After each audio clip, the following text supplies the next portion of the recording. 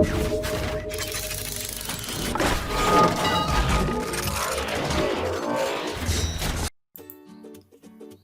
semuanya, pada kesempatan kali ini kita akan membahas tentang resolusi konflik setelah kemarin kita membahas tentang pengertian konflik kekerasan, jenis konflik, dan dampak konflik kekerasan dalam masyarakat.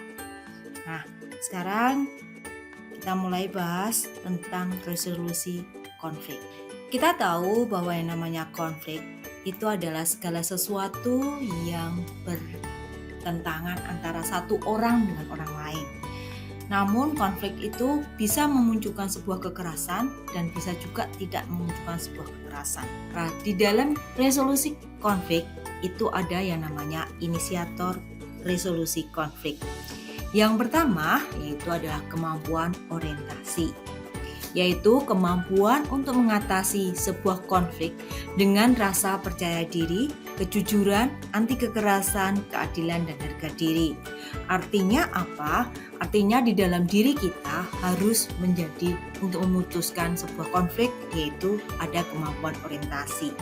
Jadi kita sudah merasa percaya diri dan jujur dan tidak senang dengan kekerasan. Yang kedua adalah kemampuan persepsi. Kemampuan persepsi adalah kemampuan agar kita berempati pada orang lain, dalam artian bahwa dia akan melihat dan memposisikan seperti orang lain. Jadi kita nggak akan melakukan sesuatu jika orang lain melakukan sesuatu itu pada diri kita dan kita merasa nggak enak, maka kita nggak boleh melakukan sesuatu itu. Dan yang ketiga adalah kemampuan emosi. Kemampuan emosi adalah kemampuan yang bisa mengendalikan rasa marah, rasa frustasi, dan kita harus menghindari negative thinking. Dan selanjutnya jadi artinya apa? Bahwa kita harus menghindari, kita harus melihat sesuatu itu dari positive thinking terus. Kita nggak boleh kita negative thinking pada orang lain, karena negative thinking itu akan memunculkan yang namanya suudzon. Dari namanya suudzon akan memunculkan yang namanya etnografi, primordialisme, dan stereotype. Dan yang keempat adalah kemampuan komunikasi, adalah kemampuan mendengarkan orang lain berbicara, mengungkapkan pikiran dengan bahasa yang mudah dipahami, dan yang lanjutnya adalah kemampuan untuk merespon. Nah, itu adalah salah satu cara kita menghindari sebuah konflik. Jadi konflik itu akan terhindar jika kita mampu mendengarkan orang lain, kita ngomongnya kita gampang dimengerti orang lain, dan kita memberikan kesimpulan yang positif. Dan yang lanjutnya adalah yang kelima, kemampuan berpikir kritis, adalah kemampuan menganalisis situasi konflik yang dialami.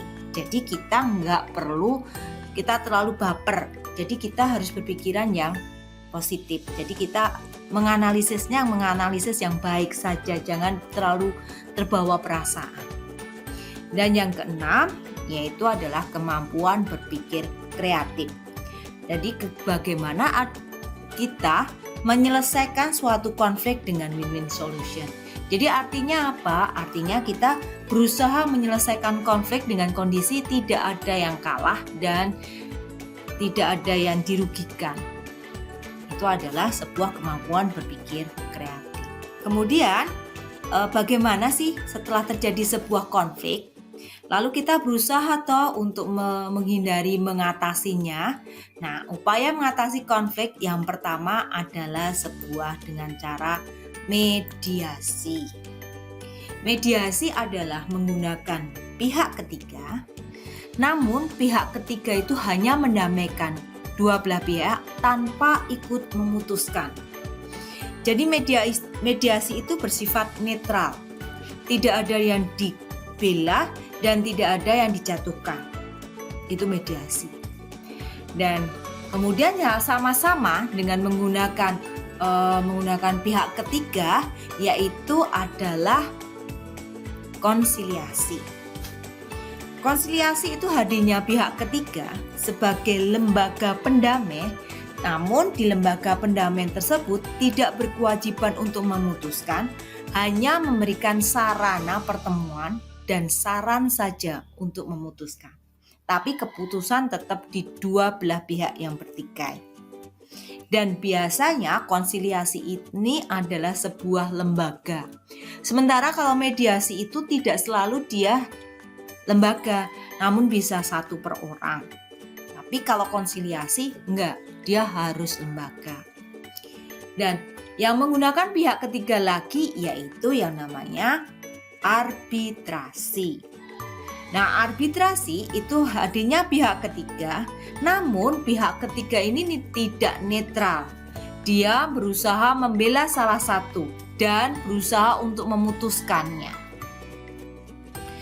Nah, kemudian yang keempat, setelah kita menggunakan pihak ketiga, yang keempat kita benar-benar tidak menggunakan pihak ketiga lagi, yaitu adalah stalemate. Stalemate itu adalah posisi saling kuat, posisi sama atau seimbang, sehingga pada suatu titik tertentu tidak saling menyerang. Jadi dia sudah pada posisi berhenti, tidak terjadi sebuah konflik, karena dia ngerasa kalau saya maju, saya akan kalah. Kemudian yang kelima, yaitu adalah konversi. Konversi itu adalah kedua belah pihak yang bertikai saling mengalah satu sama lain dan dilakukan dengan rela. Artinya di konversi itu muncul karena ada sebuah toleransi. Jadi dia mengalah demi sebuah persatuan. Itu namanya konversi. Sementara yang keenam dan yang ketujuh adalah adjudikasi. Kalau kita bicara tentang adjudikasi, kita bicara semua penyelesaian konflik dengan cara secara hukum. Sementara yang nama negosiasi itu kita bicara penyelesaian konflik dengan cara tarik ulur, jadi tawar menawar. Nah, itu adalah 7 upaya untuk mengatasi konflik. Kemudian kalian sudah belajar di rumah sudah hampir 1 tahun.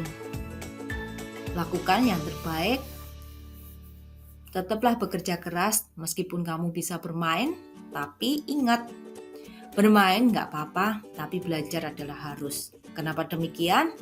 Karena masa depanmu ada di tangan kalian. Dan ingat apa yang dikatakan di masa pandemi ini. Kita harus memutuskan penyebaran COVID-19 dengan cara memakai masker, menjaga jarak, mencuci tangan, menghindari kerumunan, dan mengurangi mobilitas. Terima kasih atas perhatiannya dan sampai jumpa di video selanjutnya.